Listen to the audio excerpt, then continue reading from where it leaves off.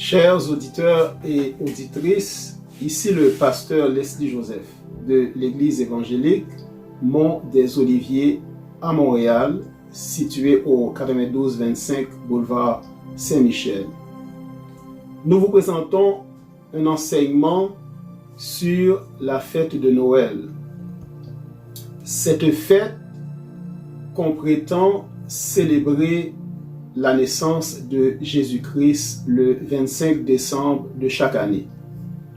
Le but de cet enseignement, c'est de démystifier cette fête pour que le chrétien fidèle sache qu'est-ce que cette fête est exactement et qu'il ne soit pas obligé ou qu'il ne se sente pas obligé de fêter Noël. Nous allons voir en 5 points. L'origine de Noël, premièrement. Nous verrons l'origine de Noël, c'est une origine païenne. Nous verrons comment, au travers des cultures du Proche-Orient, que cette fête remonte de la culture latine jusqu'à la culture perse, et cela bien avant la naissance de Jésus-Christ. Nous comprendrons qu'en réalité, cette fête célèbre plutôt le culte du soleil invaincu, Sol Invictus, et que par la puissance de l'Église catholique d'alors, cette fête a fini par s'imposer à toute la chrétienté. Elle est vieille de 1600 ans. Nous comprendrons que le chrétien fidèle d'aujourd'hui ne doit pas fêter Noël. Commençons par le sens du mot Noël. Il existe plusieurs définitions que vous pouvez trouver, mais la seule qui est admise par les linguistes est la suivante. Le mot Noël est le résultat d'une évolution phonétique. C'est ce qui est en rapport au son. Le mot est passé du mot Naël, qui lui-même avait été modifié du mot natalis, qui signifie naissance. La première apparition de ce mot date de 1112 après Jésus-Christ, au Moyen Âge. C'est la seule explication admise par les linguistes.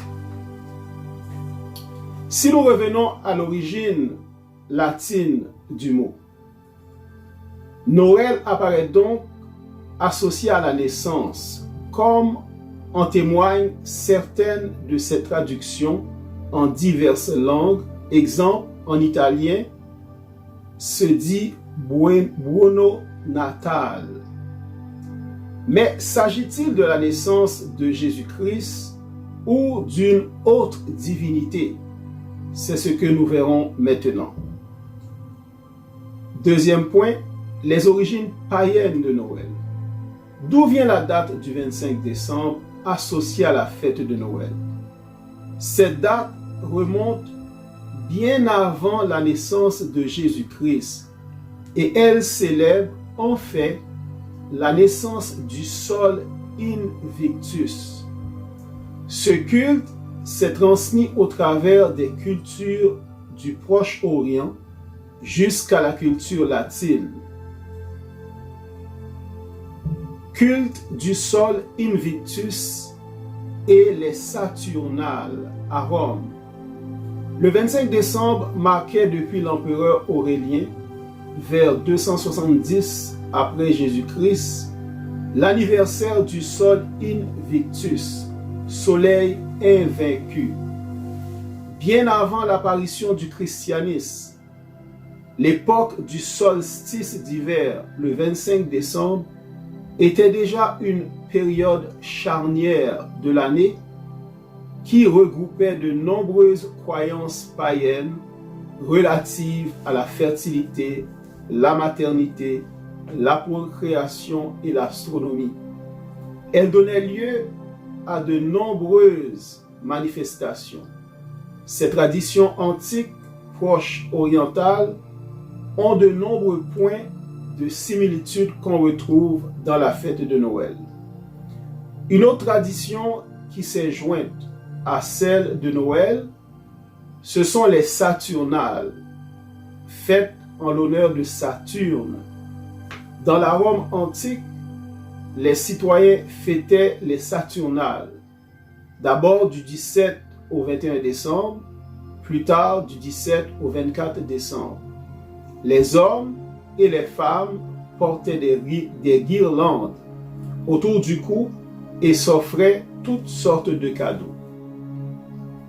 Une autre tradition, c'est celle du culte de Mithra dans l'Empire gréco-romain.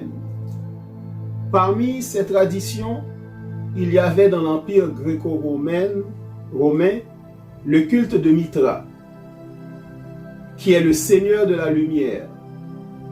Au 3e et 4e siècle avant Jésus-Christ, dans le culte mitraïque, la fête la plus importante, le Mitragan, se déroulait chaque année le jour du solstice d'hiver, le 25 décembre, jour célébrant la naissance de la divinité et la victoire de la lumière sur les ténèbres.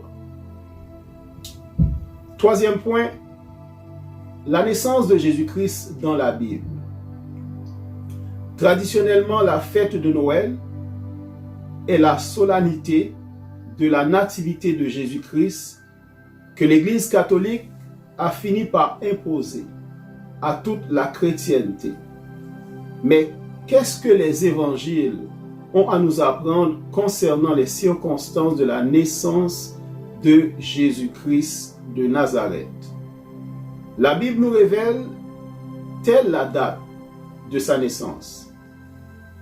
L'évangile de Luc, qui nous apporte le plus de détails sur cette naissance, nous dit ceci.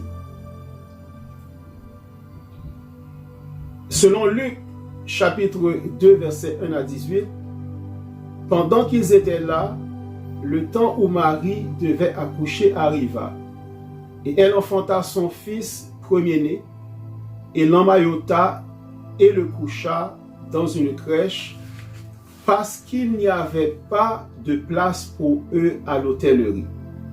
Il y avait dans cette contrée des bergers qui passaient dans les champs les veilles de la nuit pour garder leurs troupeaux. Or, à cette époque, en Palestine, il fait trop froid pour que des bergers passent les veilles de la nuit, ce qui veut dire que Jésus ne peut être né au mois de décembre. La date dans les évangiles n'est pas mentionnée. Le seul détail du récit de Luc qui nous permettrait de préciser le mois de naissance de Jésus-Christ est le fait que les bergers étaient encore au pâturage. Or, l'hiver est une saison froide et pluvieuse en Palestine, ne permettant pas de passer au champ les veilles de la nuit. Quatrième point, dans notre enseignement, démystifier Noël. Noël, comment Noël s'est introduit dans l'Église? Nous savons que les premiers chrétiens ne fêtaient donc pas la naissance de Jésus-Christ comme le font certains chrétiens d'aujourd'hui. Pendant près de 3 siècles, les chrétiens ne semblent pas avoir célébré d'autres fêtes annuelles que Pâques.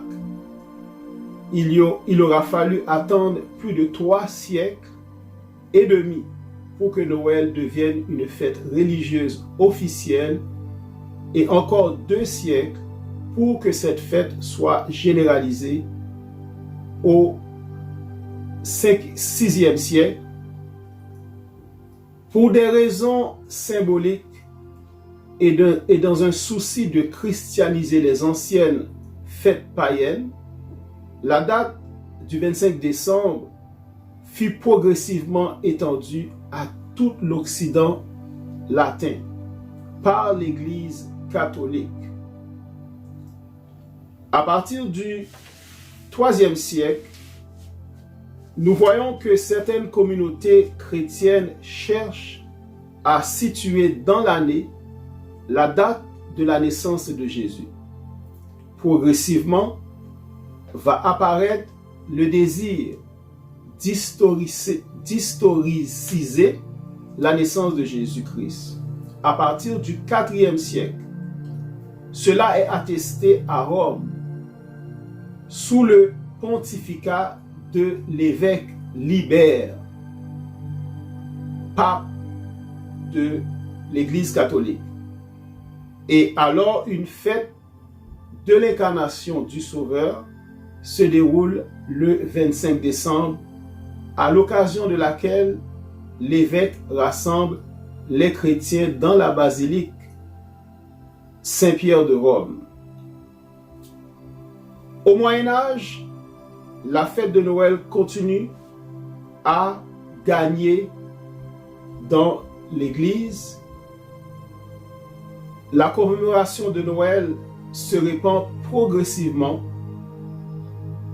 dans l'Europe et en 425, l'empereur d'Orient Théodose II va codifier officiellement les cérémonies de la fête de Noël. Et jusqu'à la Renaissance, au XVe siècle, nous voyons l'apparition des crèches dans les églises, d'abord en Italie, puis ils se répandent dans les foyers au XVIe siècle, XVIIe siècle. Dans les pays protestants, les célébrations de Noël, fêtes jugées trop païennes ou trop catholiques, sont limitées. Ils sont interdits en Angleterre à partir de 1647, mais ils sont rétablis en 1660, et ainsi de suite. La fête de Noël s'étend dans les églises.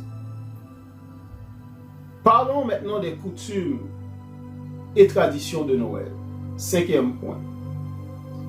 Tout au long de sa longue histoire, Noël s'est chargé d'innombrables traditions et de coutumes provenant de différentes périodes de l'histoire, de différentes cultures et de différents peuples. Cette fête a aussi été récupérée par le commerce, au point où elle est devenue la période économiquement la plus rentable de l'année.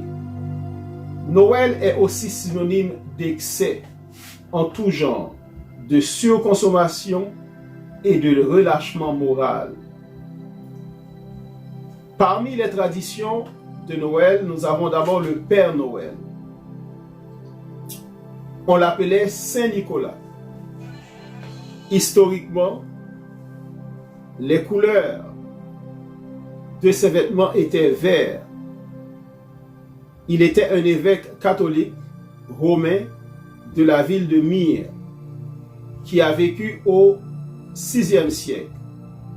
La légende rapporte qu'il a donné des dots à 3 jeunes filles d'un citoyen pauvre.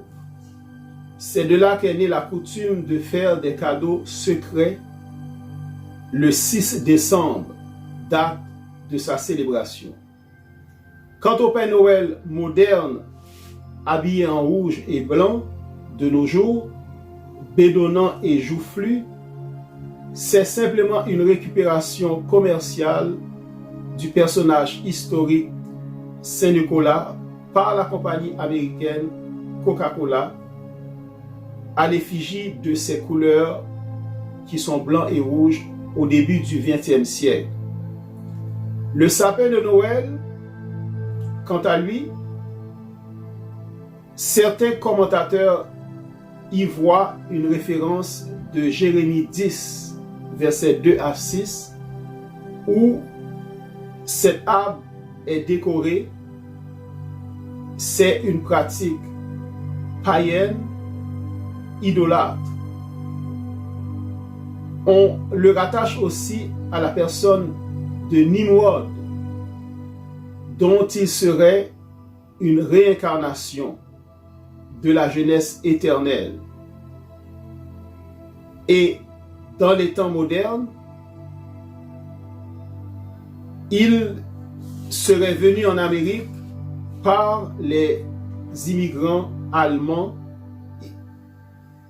C'est pourquoi on l'appelle Tannenbaum, d'où l'air célèbre Ô Tannenbaum, mon beau sapin.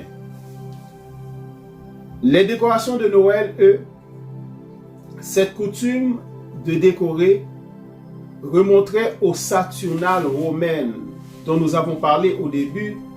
Dans la Rome antique, les citoyens fêtaient les Saturnales, d'abord du 17 au 21 décembre, puis du 17 au 24 décembre. Les hommes et les femmes portaient des guirlandes autour du cou. Il y a aussi la tradition du hou et du gui. Chez les anciens païens, dont les druides, qui sont des chamans guérisseurs, le hou est une plante sacrée, car il est censé être doué de pouvoirs bénéfiques, miraculeux. Quant au gui, qui a des feuilles vert vif et des baies rouges, très vifs aussi, la coutume du baiser sous le gui est le prélude d'une nuit de débauche, dégénérant en beuverie et en orgie. Et finalement, les cadeaux de Noël. Contrairement à la croyance populaire, qui serait une imitation du geste des rois mages à l'endroit du petit Jésus, ce n'est pas le cas. Car les présents offerts par ces hommes au roi nouveau-né étaient symboliques. L'or symbolisait la royauté, l'encens la sainteté et la myrrhe le sacrifice, selon Matthieu chapitre 2 verset 11. Mais les cadeaux d'aujourd'hui sont plutôt une continuation des Saturnales romaines où les hommes et les femmes s'offraient toutes sortes de cadeaux. Et pendant ces fêtes qu'on appelle les Saturnales, il y avait un changement de statut social. C'est-à-dire, pendant ces fêtes, les esclaves devenaient les maîtres et les maîtres devenaient les esclaves. Et aujourd'hui, cela ressemble à ce qu'on appelle nos parties de bureau, où nous avons des dirigeants d'entreprise, à l'époque de Noël, qui, comme on dit, qui lâchent leur fou, c'est-à-dire qui peuvent faire toutes les choses grotesques, parce que à Noël, tout cela est permis. Donc nous voyons dans cet enseignement, pour démystifier Noël, nous avons vu que cette fête n'est pas d'origine chrétienne, bien-aimés, mais bien d'origine païenne. En effet, nous avons démontré que cette fête existait bien avant la naissance de Jésus-Christ et que c'est au travers des cultures du Proche-Orient qu'elle est parvenue jusqu'à la culture latine, culture dans laquelle est née l'Église catholique. Nous avons aussi démontré que d'après les circonstances de la naissance de Jésus-Christ, telles que nous les rapporte l'Évangile de Luc, qu'il ne pouvait être né un 25 décembre. Ainsi, la Bible ne permet pas de déterminer la date de sa naissance. Nous avons démontré que c'était l'Église catholique qui, dans un souci de concurrencer les anciennes fêtes païennes, a imposé à partir du IIIe siècle, tout au long du Moyen Âge, jusqu'à la Renaissance, la date du 25 décembre comme date officielle de la naissance de Jésus-Christ. Nous avons aussi vu que par la suite, Noël s'est chargé d'innombrables coutumes et traditions pour nous apparaître tel qu'il est aujourd'hui, une fête axée sur les excès, la surconsommation et l'immoralité. Tout selon enseignement visait à démystifier cette fête afin que le chrétien fidèle puisse savoir qu'il ne doit pas fêter cette fête car elle n'est pas chrétienne mais païenne. La parole de Dieu déclare dans le livre de Galates, chapitre 5, verset 1, « C'est pour la liberté que Christ nous a affranchis. Demeurez donc fermes et ne vous laissez pas mettre de nouveau sous le joug de la servitude. » C'est-à-dire, ne vous laissez pas mettre sous la servitude des coutumes et des traditions humaines au prix de votre liberté chrétienne, chèrement acquise par le sang précieux de notre Seigneur Jésus-Christ. L'Évangile ne met pas l'accent sur la naissance de Jésus-Christ. L'Évangile met l'accent sur la mort et la résurrection de Jésus-Christ. C'est par cette œuvre que Christ nous a affranchis de toute la servitude des coutumes et des traditions. En terminant, espérant que cet enseignement a su vous éclairer et vous permettre de ne pas perdre votre liberté face à des coutumes et à des traditions païennes qu'on voudrait faire accepter comme célébrant la naissance de Jésus-Christ. Nous demeurons fraternellement vôtres en Jésus-Christ. Que le Seigneur vous bénisse. C'était Pasteur Leslie Joseph. À la prochaine.